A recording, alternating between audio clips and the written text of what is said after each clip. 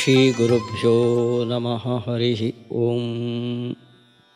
12ನೆಯ ಅಧ್ಯಾಯದಲ್ಲಿ 12ನೆಯ ಶ್ಲೋಕ. ಶ್ರೀಕೃಷ್ಣ ಸಾಧಕನಿಗೆ ನೀನು ನಿರಂತರ ಧ್ಯಾನ ಮಾಡು, ಧ್ಯಾನ ಸಾಧ್ಯವಾಗಲಿಲ್ಲ ಅಂದರೆ ದೇವರ ಧ್ಯಾನಕ್ಕೆ ಪ್ರಯತ್ನ ಮಾಡು, ಅದೂ ಸಾಧ್ಯವಾಗಲಿಲ್ಲ ಅಂದರೆ ನಿಷ್ಕಾಮ ಕರ್ಮ ಮಾಡು ಅಂತ ಒಂದೊಂದು ಸ್ತರಗಳನ್ನು ಅವರವರಿಗೆ ಸಾಧ್ಯವಾಗುವಂತೆ ಹೇಳಿಕೊಂಡು ಬಂದ. ಅವೆಲ್ಲವನ್ನು ಸೇರಿಸಿ ಯಾವುದಕ್ಕೆಂದು ಯಾವುದು ಹೆಚ್ಚು ಯಾವುದು ಕಡಿಮೆ ಅನ್ನೋದನ್ನು ಸಂಗ್ರಹ ಮಾಡಿ ಈ ಶ್ಲೋಕದಲ್ಲಿ ಹೇಳಿದ್ದಾನೆ. ಶ್ರೇಯೋ ಹಿ ಜ್ಞಾನಮಭ್ಯಾಸಾತ್ ಜ್ಞಾನಾತ್ ಧ್ಯಾನಂ ವಿಶಿಷ್ಯತೆ ಧ್ಯಾನಾತ್ ಕರ್ಮಫಲತ್ಯಾಗಃ ತ್ಯಾಗಾಚ್ಛಾಂತಿರನಂತರಂ. ಪದವಿಭಾಗ. ಶ್ರೇಯಃ ಹಿ ಜ್ಞಾನಂ ಅಭ್ಯಾಸಾತ್ ಜ್ಞಾನಾತ್ ಧ್ಯಾನಂ ವಿಶಿಷ್ಯತೆ ಧ್ಯಾನಾತ್ ಕರ್ಮಫಲತ್ಯಾಗಃ ತ್ಯಾಗಾತ್ ಶಾಂತಿ ಅನಂತರಂ. ಇಲ್ಲಿ ಶ್ರೇಯ ಅಂದರೆ ಅಭಿಪ್ರೇತವಾದ ತಾತ್ಪರ್ಯ ದೊಡ್ಡದು, ಅದಕ್ಕಿಂತ ಇದು ಮಿಗಿಲು. ಅಭ್ಯಾಸಾತ್ ಜ್ಞಾನಂ ಶ್ರೇಯ. ನಿನಗೆ ಧ್ಯಾನ ಮಾಡಲಿಕ್ಕೆ ಸಾಧ್ಯ ಆಗಿಲ್ಲ ಅಂದರೆ ಅಭ್ಯಾಸ ಮಾಡು ಧ್ಯಾನಕ್ಕೆ ಅಂತ ಹಿಂದುಗಡೆ ಶ್ರೀಕೃಷ್ಣ ಹೇಳಿಲ್ಲ. ಅಭ್ಯಾಸ ಮಾಡಲಿಕ್ಕೂ ಆಗಲಿಲ್ಲ ಅಂದರೆ ಭಗವಂತನ ಜ್ಞಾನವನ್ನು ಸಂಪಾದನೆ ಮಾಡಲಿಕ್ಕೆ ಪ್ರಯತ್ನ ಪಡು. ಅಲ್ಲಿಗೆ ಅಭ್ಯಾಸಾತ್ ಜ್ಞಾನಂ ಶ್ರೇಯ ಅಂತ ಇಲ್ಲಂತಿದ್ದಾನೆ. ಹಿಂದೆ ಅಭ್ಯಾಸ ಮಾಡೋಕ್ಕೆ ಆಗದೇ ಇದ್ದಲ್ಲಿ ಧ್ಯಾನದ ಅಭ್ಯಾಸ, ಮನಸ್ಸು ಬೇರೆ ಕಡೆ ಹೋದಂತೆ ಮತ್ತೆ ಸೆಳೆದು ದೇವರ ಬಗ್ಗೆ ನೆಲೆಗೊಳಿಸೋದು, ಇದು ಅಭ್ಯಾಸ. ಈ ಅಭ್ಯಾಸಕ್ಕೆ ಸಾಧ್ಯವಾಗದಿದ್ದಲ್ಲಿ ನೀನು ಭಗವಂತನ ಜ್ಞಾನ ಗಳಿಸೋದಕ್ಕೆ ಪ್ರಯತ್ನ ಪಡು ಅಂತ ಹೇಳಿದೆ. ಅಲ್ಲಿಗೆ ಹಿಂದಿನ ಶ್ಲೋಕದಲ್ಲಿ ಅಭ್ಯಾಸಕ್ಕಿಂತ ಕೆಳಮಟ್ಟದ್ದು ಜ್ಞಾನ ಅಂತ ಹೇಳಿದ್ದಾರೆ. ಇಲ್ಲಿ ಅಭ್ಯಾಸಾತ್ ಜ್ಞಾನಂ ಶ್ರೇಯ. ಧ್ಯಾನದ ಅಭ್ಯಾಸಕ್ಕಿಂತ ಜ್ಞಾನವು ದೊಡ್ಡದು ಅಂತಿದ್ದಾನೆ. ಆದ್ದರಿಂದ ಇದನ್ನು ರಾಘವೇಂದ್ರ ಸ್ವಾಮಿಗಳು ವ್ಯಾಖ್ಯಾನ ಮಾಡ್ತಾ ಅಜ್ಞಾನಪೂರ್ವಕವಾದ ಅಭ್ಯಾಸ, ದೇವರ ಬಗ್ಗೆ ದೇವರು ಅಂತ ಒಂದು ಗೊತ್ತು, ಅವನು ಏನು ಎತ್ತ, ಅವನ ಮಹತ್ವ ಏನು, ಯಾವುದರ ಪರಿಜ್ಞಾನವೂ ಇಲ್ಲ. ಹೀಗೆ ಅಜ್ಞಾನಪೂರ್ವಕವಾದ ಧ್ಯಾನದ ಅಭ್ಯಾಸಕ್ಕಿಂತ ದೇವರ ಬಗ್ಗೆ ಸರಿಯಾದ ತಿಳುವಳಿಕೆ ಏನಿದೆಯೋ ಇದು ಮಿಗಿಲಾದದ್ದು, ಶ್ರೇಯಸ್ಕರವಾದದ್ದು, ಅದಕ್ಕಿಂತ ಹೆಚ್ಚಿನದು. ಹೀಗೆ ಅಭ್ಯಾಸಾತ್ ಅಜ್ಞಾನಪೂರ್ವಕವಾದ ಧ್ಯಾನಾಭ್ಯಾಸಕ್ಕಿಂತ ಜ್ಞಾನಂ, ದೇವರ ಬಗ್ಗೆ ಉಪನಿಷತ್ತು ದರ್ಶನಗಳಲ್ಲಿ ಹೇಳಿದ ಜ್ಞಾನ ಏನಿದೆಯೋ ಅದು ಶ್ರೇಷ್ಠವಾದದ್ದು. ಜ್ಞಾನಾತ್ ಧ್ಯಾನಂ ವಿಶಿಷ್ಯತೆ. ಈ ಭಗವಂತನ ಜ್ಞಾನವನ್ನು ಬೇಕಾದಷ್ಟು ಗಳಿಸಿಕೊಂಡಿದ್ದೇನೆ, ಆದರೆ ಬರೇ ಜ್ಞಾನದ ಗಳಿಕೆ ಅದು ಉಪಯೋಗಕ್ಕೆ ಬರೋದಿಲ್ಲ. ಆ ಜ್ಞಾನದಿಂದ ದೇವರ ಬಗ್ಗೆ ಗೌರವ ಸ್ನೇಹವನ್ನು ಇಟ್ಟು ಧ್ಯಾನವನ್ನು ಮಾಡಬೇಕು. ಆ ಜ್ಞಾನವು ಧ್ಯಾನಕ್ಕೆ ಉಪಯೋಗಿಯಾಗಬೇಕು. ಆದ್ದರಿಂದ ಸಾಧಕನಲ್ಲಿರುವ ದೇವರ ಅಪರೋಕ್ಷಕ್ಕೆ, ದೇವರನ್ನು ನೋಡೋದಕ್ಕೆ ಇರುವ ಅಂತಿಮ ಸಾಧನ ಧ್ಯಾನ. ಹಾಗಾದರೆ ಜ್ಞಾನ ಪಡೆದು ಗುರುಗಳಿಂದ ದೇವರ ಬಗ್ಗೆ ತಿಳುವಳಿಕೆಯನ್ನು ಪಡೆದು ಆ ದೇವರಲ್ಲಿ ಸ್ನೇಹ ಗೌರವಪೂರ್ವಕವಾಗಿ ಧ್ಯಾನದಲ್ಲಿ ನಮ್ಮ ಮನಸ್ಸನ್ನು ತೊಡಗಿಸಿದರೆ ಆವಾಗ ಭಗವಂತನ ಅಪರೋಕ್ಷ ಜ್ಞಾನ ಆಗುತ್ತೆ. ಹೀಗಾಗಿ ಧ್ಯಾನದ ಮೆಟ್ಟಲನ್ನು ಏರೋದಕ್ಕೆ ಇರುವ ಒಂದು ಸಾಧನ. ಆದ್ದರಿಂದ ಜ್ಞಾನಾತ್ ಧ್ಯಾನಂ ವಿಶಿಷ್ಯತೆ. ಜ್ಞಾನಕ್ಕಿಂತಲೂ ಜ್ಞಾನವನ್ನು ಗಳಿಸಿ ಮಾಡುವ ಧ್ಯಾನ ಅದು ಶ್ರೇಷ್ಠವಾದದ್ದು. ಅಲ್ಲಿಗೆ ಅಜ್ಞಾನಪೂರ್ವಕ ಅಭ್ಯಾಸಕ್ಕಿಂತ ಜ್ಞಾನ ಮಿಗಿಲಾದದ್ದು, ಭಗವಂತನ ಜ್ಞಾನಕ್ಕಿಂತಲೂ ಶ್ರೇಷ್ಠವಾದದ್ದು ಧ್ಯಾನ. ಉತ್ತರಾರ್ಥ ಧ್ಯಾನಾತ್ ಕರ್ಮಫಲತ್ಯಾಗ. ಕರ್ಮಫಲದ ತ್ಯಾಗ. ಕರ್ಮವನ್ನು ಮಾಡಬೇಕು, ಫಲದ ಬಗ್ಗೆ ಅಪೇಕ್ಷೆ ಪಡಬಾರದು. ಫಲತ್ಯಾಗ ಅಂದರೆ ಹಾಗೆ. ಯಾಕೆಂದರೆ ಫಲವು ನಮ್ಮ ಕೈಗೆ ಸಿಕ್ಕ ಮೇಲೆ ಆ ಕಡೆ ಬಿಟ್ಟು ಬಿಡೋದು ಇದು ಫಲತ್ಯಾಗ ಅಲ್ಲ. ಕರ್ಮವನ್ನು ಮಾಡುವಾಗ ಆ ಕರ್ಮಕ್ಕೆ ನನಗೆ ಈ ಪ್ರತಿಫಲ ಬೇಕು ಅಂತ ಅಪೇಕ್ಷೆ ಇರೋದು ಅದು ಸಕಾಮ ಕರ್ಮ. ಯಾವ ಫಲವನ್ನು ಬಯಸದೆ ಭಗವತ್ ಪ್ರೀತಿಗಾಗಿ ಕರ್ಮ ಮಾಡೋದು ನಿಷ್ಕಾಮ ಕರ್ಮ. ಅಲ್ಲಿಗೆ ಫಲತ್ಯಾಗಪೂರ್ವಕವಾದ ಕರ್ಮ ಅರ್ಥಾತ್ ನಿಷ್ಕಾಮ ಕರ್ಮ ಧ್ಯಾನಕ್ಕಿಂತ ಮಿಗಿಲು ಅಂದಿದ್ದಾನೆ ಶ್ರೀಕೃಷ್ಣ. ನೋಡಿ, ಇಲ್ಲೊಂದು ಅಸಂಬದ್ಧತೆ ಕಾಣುತ್ತದೆ. ನಾವು ಪೂರ್ವಾರ್ಥದಲ್ಲಿ ನೋಡಿದ್ದು ಧ್ಯಾನ ದೇವರನ್ನು ಕಾಣೋದಕ್ಕಿರುವ ಅಂತಿಮ ಸಾಧನ. ಅದಕ್ಕಿಂತ ಮಿಗಿಲು ಅಂದರೆ ದೇವರ ಅಪರೋಕ್ಷ ಆಗಬೇಕು. ಆದರೆ ಇಲ್ಲಿ ಶ್ರೀಕೃಷ್ಣ ಹೇಳುವಾಗ ಕರ್ಮಫಲತ್ಯಾಗ, ನಿಷ್ಕಾಮ ಕರ್ಮವು ಧ್ಯಾನಕ್ಕಿಂತ ಶ್ರೇಷ್ಠ ಅಂದಿದ್ದಾರೆ. ಇದಕ್ಕೂ ರಾಯರು ಸ್ಪಷ್ಟೀಕರಣವನ್ನು ಕೊಟ್ಟಿದ್ದಾರೆ. ಕರ್ಮಫಲತ್ಯಾಗಕ್ಕಿಂತ ಧ್ಯಾನ ಶ್ರೇಷ್ಠ ಅಂದರೆ ಸಕಾಮ ಧ್ಯಾನಕ್ಕಿಂತ ಕರ್ಮಫಲತ್ಯಾಗವು ಶ್ರೇಷ್ಠ. ಧ್ಯಾನವನ್ನು ಎರಡು ರೀತಿಯಿಂದ ಮಾಡಬಹುದು. ಇವತ್ತು ಅನೇಕ ಕಡೆ ನಾವು ಧ್ಯಾನ ಮಾಡ್ತೀವಿ. ನಮ್ಮ ಮನಸ್ಸಿನಲ್ಲಿ ತುಂಬ ಒತ್ತಡಗಳಿದ್ದಾಗ ಆ ಒತ್ತಡದ ಪರಿಹಾರಕ್ಕೆ ಮನಸ್ಸು ಸ್ವಲ್ಪ ಪ್ರಶಾಂತವಾಗಲಿ ಅನ್ನೋ ದೃಷ್ಟಿಯಿಂದ ಧ್ಯಾನ ಮಾಡ್ತೀವಿ. ಇದು ಸಕಾಮ ಧ್ಯಾನ. ಯಾವುದೋ ಒಂದು ಸ್ವಾರ್ಥ ಸಿದ್ಧಿಗಾಗಿ ಮಾಡುವ ಧ್ಯಾನ. ಇಂಥ ಸಕಾಮ ಧ್ಯಾನಕ್ಕಿಂತ ನಿಷ್ಕಾಮ ಕರ್ಮ ಅದು ಶ್ರೇಷ್ಠವಾದದ್ದು ಅಂತ ಅರ್ಥ. ಅಲ್ಲಿಗೆ ಜ್ಞಾನಪೂರ್ವಕವಾಗಿ ದೇವರಲ್ಲಿ ಅಚಲ ಭಕ್ತಿಯಿಂದ ಮಾಡುವ ಧ್ಯಾನ ಅದು ಎಲ್ಲ ಸಾಧನಗಳಿಗಿಂತಲೂ ಮೇಲ್ಮುಖವಾದದ್ದು. ಆದರೆ ಸ್ವಾರ್ಥದ ಅಪೇಕ್ಷೆಯಿಂದ ಮಾಡುವ ಧ್ಯಾನಕ್ಕಿಂತ ನಿಷ್ಕಾಮ ಕರ್ಮ ಅನುಷ್ಠಾನ ಏನಿದೆಯೋ ಅದು ಹೆಚ್ಚಿನದು, ಶ್ರೇಷ್ಠವಾದದ್ದು, ಮಿಗಿಲಾದದ್ದು. ಸಕಾಮ ಧ್ಯಾನ, ನಿಷ್ಕಾಮ ಕರ್ಮ ಅನುಷ್ಠಾನ ಇವೆರಡರ ಮಧ್ಯದಲ್ಲಿ ಸಕಾಮ ಧ್ಯಾನಕ್ಕಿಂತ ನಿಷ್ಕಾಮ ಕರ್ಮ ಅನುಷ್ಠಾನ ಅನ್ನೋದು ಶ್ರೇಷ್ಠವಾದದ್ದು.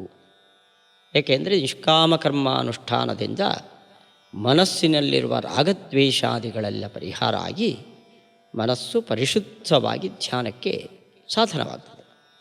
ಹೀಗಾಗಿ ಸಕಾಮ ಧ್ಯಾನಕ್ಕಿಂತ ಕರ್ಮಫಲತ್ಯಾಗವು ಶ್ರೇಷ್ಠ ಅಂತ ಅರ್ಥ ಮಾಡಬೇಕು ಹೊರತು ಭಗವಂತನ ಜ್ಞಾನಪೂರ್ವಕವಾದ ಅಂತಿಮ ಹಂತದ ಒಂದು ಧ್ಯಾನ ಇದೆ ನೋಡಿ, ಆ ಧ್ಯಾನಕ್ಕಿಂತ ನಿಷ್ಕಾಮ ಕರ್ಮ ಅನುಷ್ಠಾನ ಶ್ರೇಷ್ಠ ಅಂತ ಇದಕ್ಕೆ ಅರ್ಥ ಅಲ್ಲ.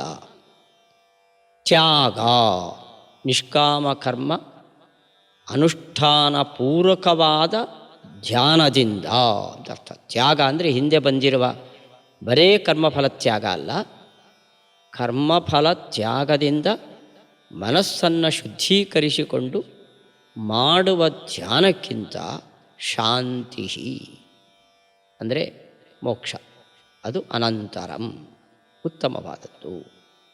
ಹಾಗಾದರೆ ಅಭ್ಯಾಸಾತ್ ಜ್ಞಾನಂ ಶ್ರೇಯ ಅಂದರೆ ಜ್ಞಾನ ಅಂದರೆ ಅಜ್ಞಾನಪೂರ್ವಕವಾದ ಅಭ್ಯಾಸಕ್ಕಿಂತ ಭಗವಂತನ ಜ್ಞಾನವು ಶ್ರೇಷ್ಠವಾದದ್ದು. ಜ್ಞಾನಾತ್ ಧ್ಯಾನಂ ವಿಶಿಷ್ಯತೆ, ಭಗವಂತನ ಜ್ಞಾನಕ್ಕಿಂತ ಧ್ಯಾನವು ಶ್ರೇಷ್ಠವಾದದ್ದು. ಧ್ಯಾನ ಸಕಾಮ ಧ್ಯಾನಕ್ಕಿಂತ ಕರ್ಮ ಫಲ ತ್ಯಾಗ, ನಿಷ್ಕಾಮ ಕರ್ಮವು ಶ್ರೇಷ್ಠವಾದದ್ದು. ತ್ಯಾಗಪೂರ್ವಕವಾದ ಧ್ಯಾನದಿಂದ ಅನಂತರಂ ಶಾಂತಿ ಅಂದರೆ ಮೋಕ್ಷ. ಇದು ನಮ್ಮ ಗುರಿ, ಅದು ಸಿಗುತ್ತೆ. ಮತ್ತೆ ಶ್ಲೋಕ ಶ್ರೇಯೋ ಹಿ ಜ್ಞಾನಮಭ್ಯಾಸಾತ್ ಜ್ಞಾನಾತ್ ಧ್ಯಾನಂ ವಿಶಿಷ್ಯತೆ ಧ್ಯಾನಾತ್ ಕರ್ಮಫಲತ್ಯಾಗಃ ತ್ಯಾಗಾಚ್ಛಾಂತಿರನಂತರಂ. ಶಾಂತಿ ಅನಂತರಂ ಅನ್ನುವ ಪದವಿಭಾಗವನ್ನು ಅಲ್ಲಿ ಮಾಡಿಕೊಳ್ಬೇಕು. ಮುಂದಿನ ಶ್ಲೋಕ ಹಿಂದೆ ಏತು ಸರ್ವಾಣಿ ಕರ್ಮಾಣಿ ಎಂಬ 6ನೇ ಶ್ಲೋಕದಲ್ಲಿ ಯಾರು ಸರ್ವ ಕರ್ಮಗಳನ್ನು ಕೂಡ ನನ್ನ ಪ್ರೀತಿಗೋಸ್ಕರ ಮಾಡ್ತಾರೋ ತೇಷಾಂ ಅಹಂ ಸಮುದ್ಧರ್ತ, ಅವರನ್ನು ಸಂಸಾರದಿಂದ ಪಾರು ಮಾಡ್ತೇನೆ ಅಂತ ಶ್ರೀಕೃಷ್ಣ 6-7ನೇ ಶ್ಲೋಕದಲ್ಲಿ ಹೇಳಿದ್ದಾನೆ. ಅದರ ಕರ್ಮಾನುಷ್ಠಾನ ಅಂದರೆ ಬರೀ ಕರ್ಮಾನುಷ್ಠಾನ ಅಷ್ಟೇ ಅಲ್ಲ, ಅದರ ಜೊತೆ ಕೆಲವು ಸಾಧನೆಗಳನ್ನು ಹೇಳ್ತಾನೆ ಶ್ರೀಕೃಷ್ಣ. ಇಲ್ಲಿ ನಾವು ಗಮನಿಸಬೇಕು ಅಂದರೆ ಕೃಷ್ಣ ಅಂದರೆ ನನಗೆ ತುಂಬ ಇಷ್ಟ ಅಂತ ನಾವು ಹೇಳ್ತೇವೆ ಸಾಧಾರಣ. ಕೃಷ್ಣ ನಮಗೆ ಇಷ್ಟ ಆದರೆ ಸಾಲದು, ಕೃಷ್ಣನಿಗೆ ನಾವು ಇಷ್ಟರಾಗಬೇಕು. ಅದು ಸಾರ್ಥಕವಾದ ಸಾಧನೆ.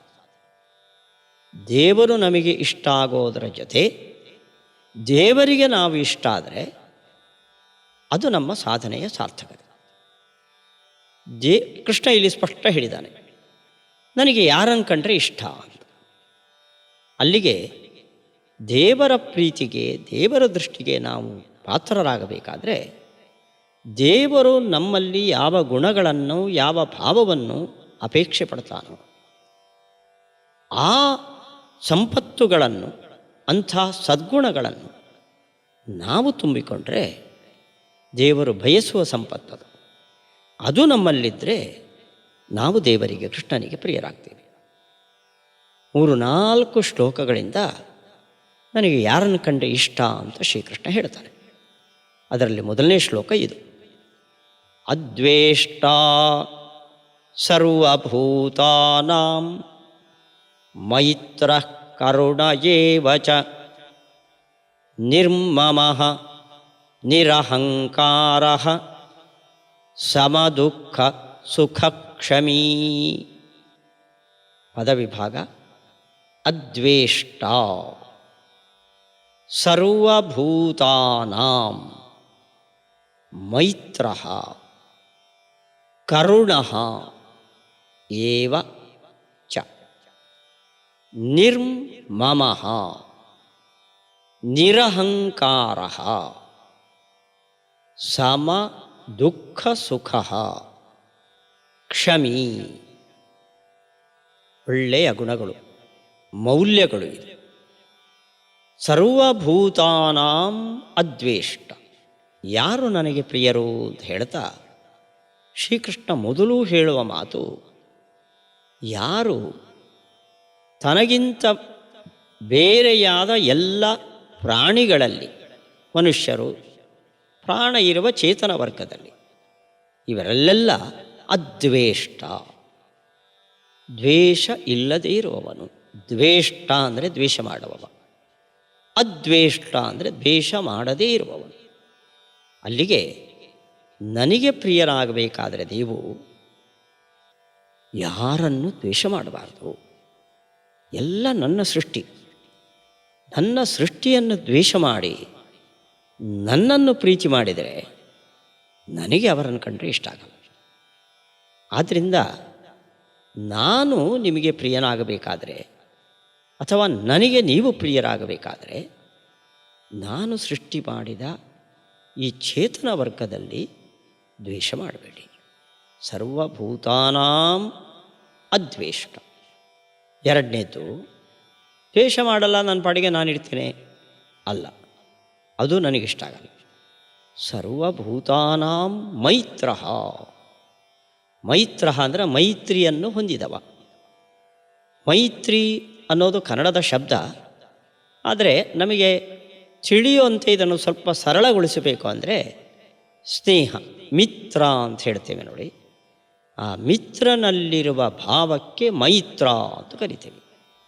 ಮೈತ್ರಿ ಅಂದರೆ ಏನು ಅಂದರೆ ಸ್ನೇಹ, ಸ್ನೇಹಿತ, ಮಿತ್ರ, ಇವೆರಡರಲ್ಲಿ ಸ್ವಲ್ಪ ವ್ಯತ್ಯಾಸ ಇದೆ. ಮಿತ್ರ ಅಂದರೆ ಮತ್ತೊಬ್ಬರಿಗೆ ತೊಂದರೆಯಾಗುವುದು ನಿಮಗೆ ಗೊತ್ತಿದ್ದಾಗ, ನೋಡಿ ಹೀಗೆ ಹೋದರೆ ತೊಂದರೆ ಆಗುತ್ತೆ, ಈ ಕಡೆಯಿಂದ ಹೋಗು. ನಮ್ಮ ಎದುರುಗಡೆ ಇರುವವರಿಗೆ ಅವರಿಗೆ ತೊಂದರೆಯಾಗುವ ಸಂದರ್ಭಗಳನ್ನು ನೋಡಿ ಅದನ್ನು ತಪ್ಪಿಸಿ ಅವರಿಗೆ ಉಪಕಾರ ಮಾಡುವವ, ಅಂಥವನನ್ನು ಮಿತ್ರ ಅಂತ ಕರೀತಾರೆ. ಸರ್ವಭೂತಾನಾಂ ಮೈತ್ರ. ನೀನು ಸಕಲ ಚೇತನ ಪ್ರಪಂಚದಲ್ಲಿ ದ್ವೇಷ ಮಾಡಬಾರದು ಅಷ್ಟೇ ಅಲ್ಲ, ನೀನು ಸಕಲ ಪ್ರಾಣಿ ವರ್ಗದಲ್ಲಿ ಅವುಗಳಿಗೆ ತೊಂದರೆಯಾಗುವ ಸಂದರ್ಭ ಇದ್ದರೆ ಅದನ್ನು ತಡೆದು ತೊಂದರೆಯಾಗದಂತೆ ಮಾಡಬೇಕು. ಮೈತ್ರ. ಇನ್ನೊಂದು ನಿನ್ನ ಕರ್ತವ್ಯ ಕರುಣ. ಪ್ರತಿಯೊಂದು ಚೇತನ ವರ್ಗದಲ್ಲೊಂದಿಗೆ ಕಾರುಣ್ಯ ಇರಲಿ. ಕಾರುಣ್ಯ ಅಂದರೆ ಮನಸ್ಸು ಮೃದುವಾಗೋದು. ಅವುಗಳು ಕಣ್ಣಲ್ಲಿ ನೀರು ಹಾಕಿದಾಗ ನಿನ್ನ ಮನಸ್ಸು ಕಠಿಣ, ಅಳುತ್ತಾನೆ ಅವನು ಗ್ರಹಚಾರ ಅಂತ ಕಠಿಣ ಮನಸ್ಸು ಇರಬಾರ್ದು. ಅವುಗಳನ್ನು ನೋಡಿ ಅಯ್ಯೋ ಪಾಪ, ನಾನೇನಾದರೂ ಅವುಗಳಿಗೆ ಉಪಕಾರ ಮಾಡೋಣ ಅನ್ನಿಸ್ಬೇಕು. ಹೀಗೆ ಸರ್ವಭೂತಾನಾಂ ಕರುಣ. ಸಕಲ ಚೇತನ ವರ್ಗದಲ್ಲಿ ನಿನಗೆ ದಯಾಭಾವ ಇರಬೇಕು. ಇವಿಷ್ಟು ನಿನ್ನ ಎದುರುಗಡೆ ಇರುವ ಚೇತನ ವರ್ಗದಲ್ಲಿ ನೀನು ಇಟ್ಟುಕೊಂಡಿರುವ ಭಾವಗಳು.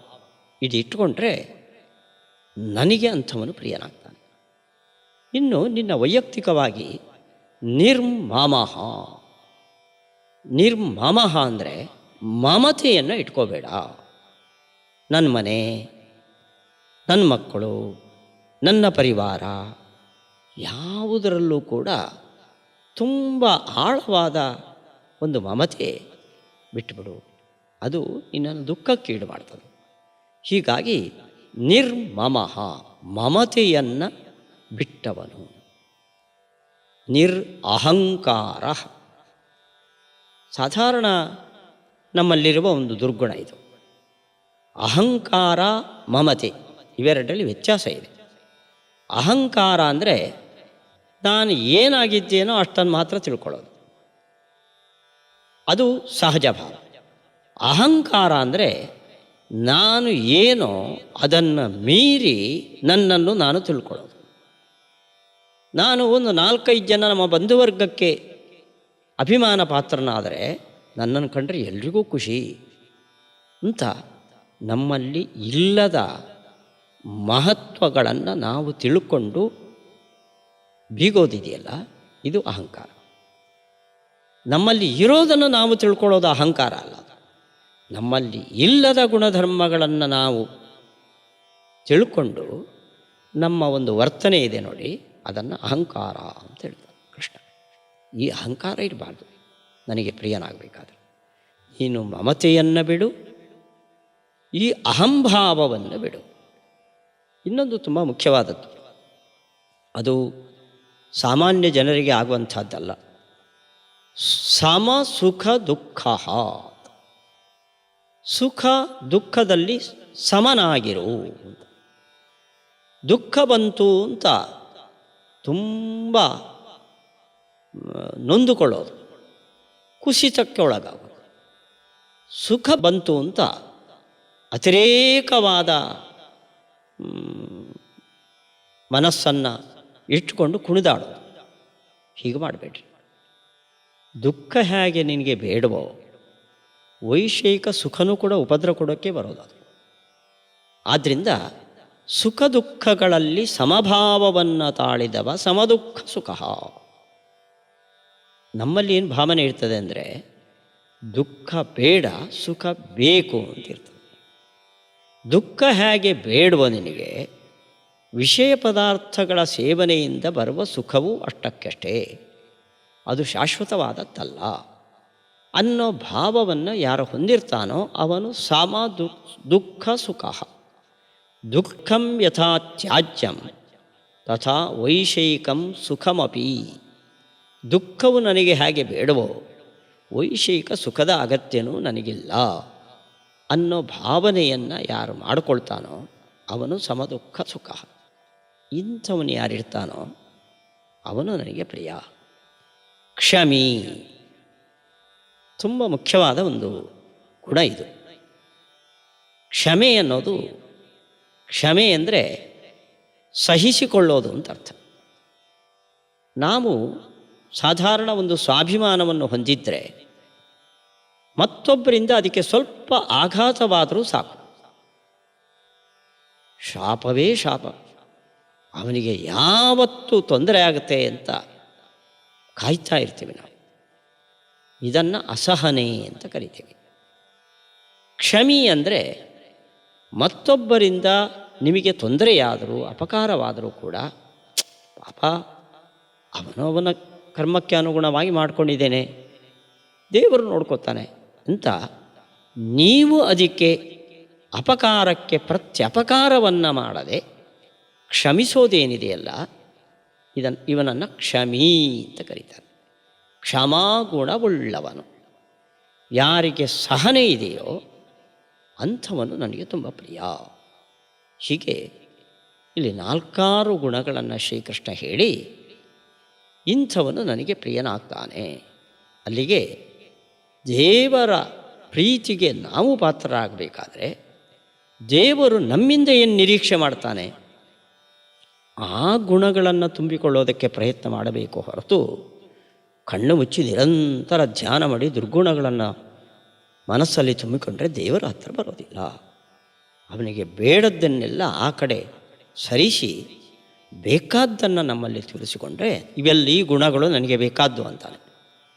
ಆ ಬೇಕಾದ್ದು ನಮ್ಮಲ್ಲಿದೆ ಅಂದರೆ ದೇವರು ಅದರ ಕಡೆಗೆ ಬಂದೇ ಬರ್ತಾನೆ. ಇದು ಬಹಳ ಮುಖ್ಯವಾದ ಕೆಲವು ಸಂಗತಿಗಳು.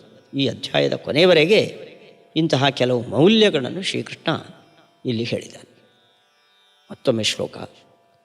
ಅದ್ವೇಷ್ಟಾ ಸರ್ವಭೂತಾನಾಂ ಮೈತ್ರಃ ಕರುಣ ಏವ ಚ ನಿರ್ಮಮೋ ನಿರಹಂಕಾರಃ ಸಮದುಃಖ ಸುಖ ಕ್ಷಮೀ. ಇಲ್ಲಿಗೆ ಇವತ್ತಿನ ಈ ಚಿಂತನೆಯನ್ನು ನಿಲ್ಲಿಸಿ ಮುಂದಿನ ಭಾಗವನ್ನು ಮತ್ತೆ ನೋಡೋಣ. ಭಗವದ್ಗೀತೆಯ ಈ ಪಾಠದ ಅಂಶವನ್ನು ಪ್ರಾಯೋಜಿಸಿದವರು ಶ್ರೀಮತಿ ಋತು ನಾರಾಯಣ ರಾವ್ ಇವರು. ಒಳ್ಳೆಯ ಕೆಲಸ ಮಾಡಿದ್ದೀರಿ. ನಾವು ಅಲ್ಲಿ ಇಲ್ಲಿ ಬೇಕಾದಂತೆ ಹಣವನ್ನು ಖರ್ಚು ಮಾಡಲಿಕ್ಕೆ ಬೇಕಾದ ಮಾರ್ಗಗಳಿರ್ತವೆ. ಆದರೆ ನೀವು ಜ್ಞಾನಾಮೃತದ ಪ್ರಸಾರಕ್ಕೆ ಅದನ್ನು ಕೊಟ್ಟರೆ, ಸೂರ್ಯ ಬೇಸಿಗೆಯಲ್ಲಿ ನೀರು ಹೀರ್ತಾನೆ, ತಾನು ಇಟ್ಕೊಳ್ಳೋದಿಲ್ಲ. ಅವನು ಎಷ್ಟು ಹೀರಿದ್ನೋ ಅದರ ದುಪ್ಪಟ್ಟು ಸುರಿಸ್ತಾನೆ ಮಳೆಯಾಗಿ. ಹಾಗೆ ಇಂತಹ ಸತ್ಕರ್ಮದಲ್ಲಿ ನೀವು ನಿಮಗೆ ದೇವರು ಕೊಟ್ಟಿದ್ದನ್ನು ವಿನಿಯೋಗ ಮಾಡಿದ್ದೀರಿ. ಭಗವಂತ ಮತ್ತಷ್ಟು ಆರ್ಥಿಕ ಶಕ್ತಿಯನ್ನು, ಭಗವದ್ಭಕ್ತಿಯನ್ನು ಕೊಟ್ಟು ಅನುಗ್ರಹ ಮಾಡಲಿ ಅಂತ ಪ್ರಾರ್ಥನೆ ಮಾಡೋಣ. ಶ್ರೀಕೃಷ್ಣಾರ್ಪಣಮಸ್ತು.